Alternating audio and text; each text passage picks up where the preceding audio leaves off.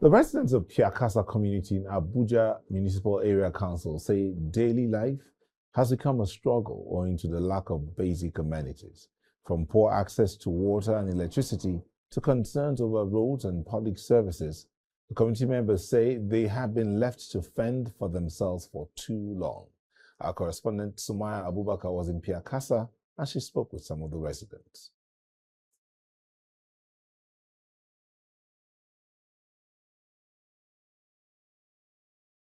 So she's here in the studio to let us know what the residents told her in Pyakasa. Sumayya. Good evening, You're laughing. Yes, were they laughing when they saw it? No, they weren't actually. It was really a sad situation.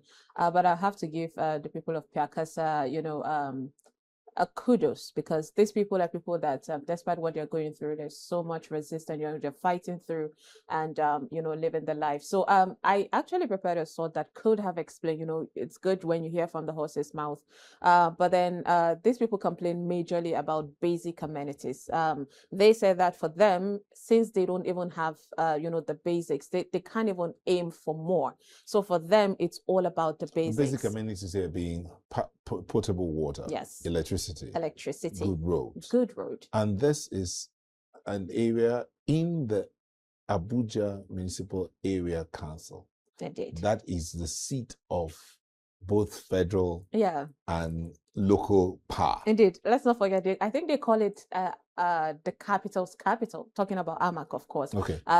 In Abuja, this is the local government that everyone is expecting it to be at least more developed. So Pyakasa is under Lugbe, and that axis, when you go there, right from the entrance, of that community, the road is not tiled. Now we've seen efforts, like there was a bit of coal being spread around. Dressing. Yes, exactly, we call it that. But then afterwards it gets dusty and it's a long while to the community, so of course you're not driving as fast as you would on a major clean road. So they complain about that as something that also aid these miscreants to attack them. So it's causing insecurity, that road, and even the bikers around are not safe because people tend to hit them, kill them, and snatch their bikes away. Pyakasa, let's look at the location now. On the road to the airport. Yes. It's just by the roadside. It's just by the roadside, actually. And so that means on your way to the airport, you go past Lugbe, and just around that Lugbe area is Pyakasa. Yes. So Lugbe is on the right side, and then Pyakasa is on the left. So that means the residents there more or less look into the express and they see all the big cars going past, and then they wonder. Mm-hmm. But do they pay their tenement rate and all that, all the rates that is land use charge and all? Yeah, according to them, of course, they say that they know that they pay everything, because we're able to talk to residents, we're able to talk to locals there, and even traders there. And most of them say there are lots of, fees being paid, and taxes, they know that they're paying their right, the taxes right. They complain about the major electricity bill that they always get, but then yet they have lights, they have electricity, but to some extent, because there's rationing. And then when eventually the light just goes off, then everything you have in the freezer and all gets affected. The traders also complain about how lack of electricity tends to affect their business. Water is a problem for them. They don't have water at all. Now, few people in that community that have borehole water tend to sell them.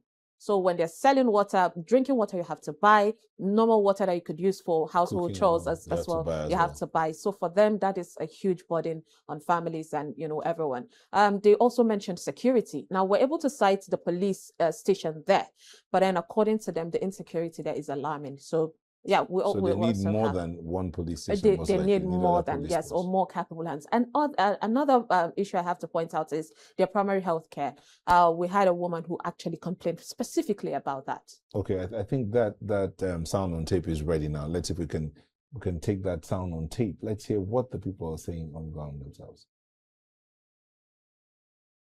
NEPA bill is high and we are not enjoying the lights. Because of this road is not good. You cannot, from Federal Housing, you cannot climb a bike from here, even though you are traveling around late hour. You cannot climb a bike around 8:30 or 9. Because of bad road, all those aboki, they can collect your phone, they will injure you. When you talk about water, you don't have water here. Both your drinking water, both the one you use, you have to buy it. There's no way you can get free water in Pyakasa. So those are things that need to be, the government to check on for us. Hospital is a very big problem in this area. You take a child to the hospital, you take yourself for treatment. Out of the medicine that they will give you, maybe you find out that it's only 1 or 2 free. The rest, they will say you should go and buy. They don't have it. Go and buy this one. They don't have it. At least we have hospital, even if they are not going to attend to us, maybe through CS or, but some minor sickness, at least we should get help there. As a citizen, as a good citizen in that matter, I must vote. And the kind of candidate I will be looking up to, the kind of person, it's a person that has the people in mind. Number one, the security of every place is the number one priority of every.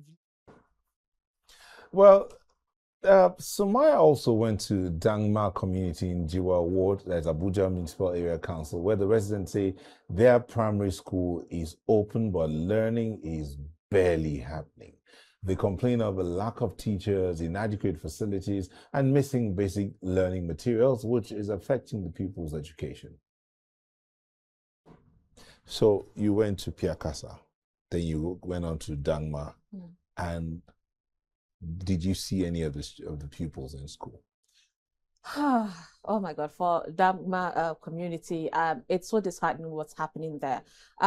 You've seen the condition. I mean, of the roof on the school is practically gone. So that is the public school, but then there was no student in sight, no school in session there. It's not working.